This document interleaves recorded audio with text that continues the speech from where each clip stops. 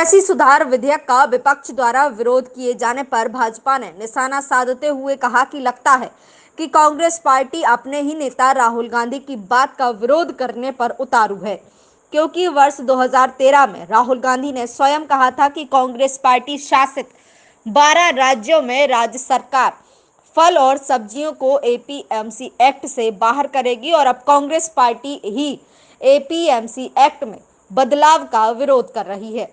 ये कांग्रेस का दोहरा रवैया है। भाजपा जिला अध्यक्ष अमित नूना ने भाजपा कार्यालय में आयोजित प्रेस वार्ता में बताया कि कांग्रेस पार्टी किसानों को कृषि सुधार विधेयक को लेकर गुमराह कर रही है, जबकि कृषि सुधार विधेयक का न्यूनतम समर्थन मूल्य से कोई लेना देना और न ही इससे कृषि मंडी व्यवस्था में कोई बदलाव होगा।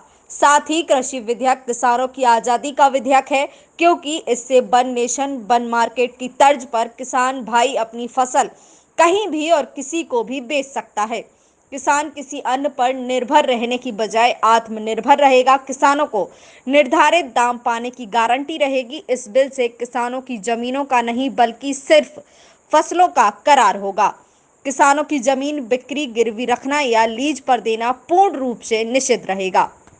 सबसे पहले मैं किसानों के लिए जो 3 विधेयक केंद्र सरकार ने लाए हैं किसानों के हित के लिए, माननीय मोदी जी के नेतृत्व में केंद्रीय सरकार ने और पूरे देश के किसानों को कानून की जकड़नें थी उनसे बाहर करके एक देश एक मार्केट की पद्धति लागू करके किसानों को अधिकतम लाभ कैसे पहुंचाया जाए, इसके लिए 3 विधेयक लाए हैं। इसके कारण से, इसके परिणाम स्वरूप किसानों को देश के विभिन्न मार्केट, उत्तर, दक्षिण, पूर्व, पश्चिम, कहीं भी उनके किसानों के उत्पाद को कितना अधिकतम मूल्य मिल सकता है, ये इंटरनेट के जरिए वो उनका भाव जानकर और वहाँ पर विक्रय कर सकते हैं। अब राज्यों की सीमाएं समाप्त हैं। किसानों को, लाइसेंसी व्यापारियों को जो मजबूरी में अपना उत्पाद बेचना पड़ता था, वो ऐसी सारी जकड़नें ये सब समाप्त होकर अब किसान स्वतंत्र है।